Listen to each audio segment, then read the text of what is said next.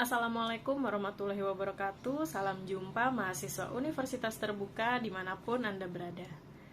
Tidak terasa kita sudah memasuki sesi ke-6 pada kegiatan tutorial online mata kuliah proses bisnis. Nah, pada kegiatan ke-6 ini kita akan membahas mengenai topik rencana keuangan. Rencana keuangan ini merupakan sebuah ikhtisar atau catatan mengenai keuangan perusahaan, baik di masa lalu jika perusahaan tersebut sudah existing berjalan, di masa sekarang maupun di masa yang akan datang. Hal ini penting untuk dilakukan supaya terdapat gambaran mengenai kondisi keuangan perusahaan yang nantinya juga akan berdampak pada kondisi kesehatan perusahaan tersebut. Nah, pada pokok bahasan yang pertama yaitu mengenai laporan keuangan historis. Di sini perlu untuk diketahui jenis-jenis dari laporan keuangan.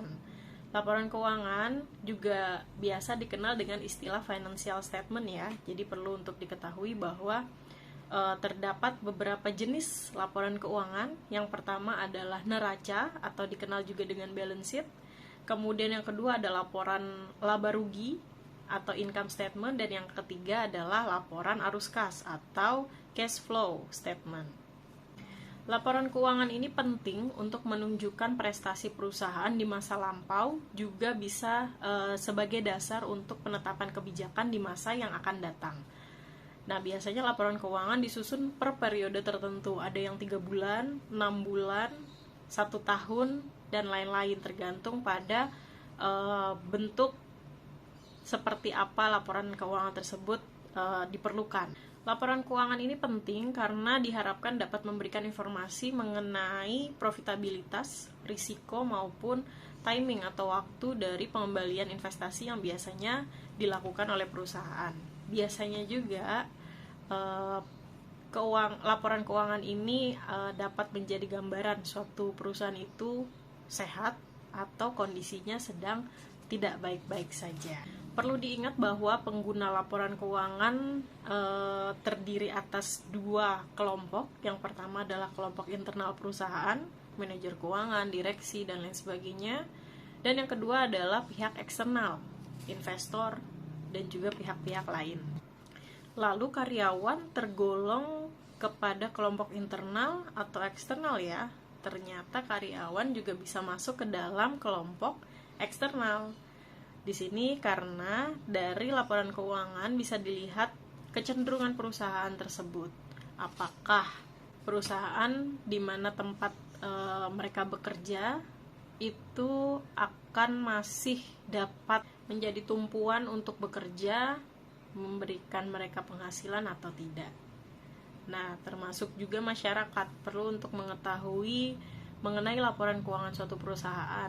Salah satunya adalah kecenderungan apakah perusahaan tersebut nantinya akan membutuhkan sumber daya manusia yang lebih banyak lagi di masa mendatang.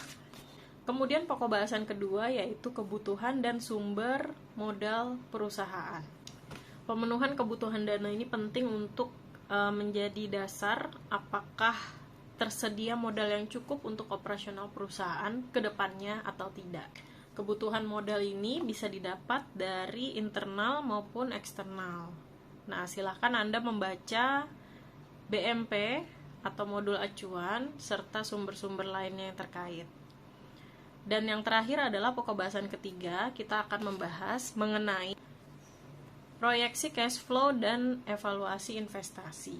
Proyeksi arus kas ini merupakan gambaran arus kas yang terjadi dalam suatu perusahaan, baik itu arus kas masuk maupun yang keluar. Arus kas masuk bisa dibedakan atau dikelompokkan menjadi 3 kategori. Yang pertama akibat kegiatan operasional, operation ya. Kemudian yang kedua adalah keputusan keuangan pendanaan, financial decision. Ataupun yang terakhir adalah keputusan investasi. Nah, di sini bisa dilihat proyeksi arus kas masuk yang nantinya bisa digambarkan pada perusahaan tersebut. Arus kas keluar juga bisa dikategorikan dari 3 kegiatan. Kegiatan yang pertama operasional, mulai dari pembayaran gaji karyawan, kemudian pembelian bahan baku dan lain sebagainya. Yang kedua juga sama, keputusan pendanaan, financial decision.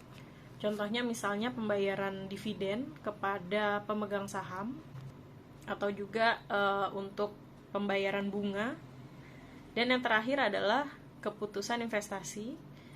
Di sini contohnya adalah misalnya perusahaan tersebut akan melakukan pendirian pabrik baru, atau akan memperluas pabrik, pembelian mesin, pembelian bahan penunjang lainnya. Itu juga dapat mempengaruhi arus kas keluar.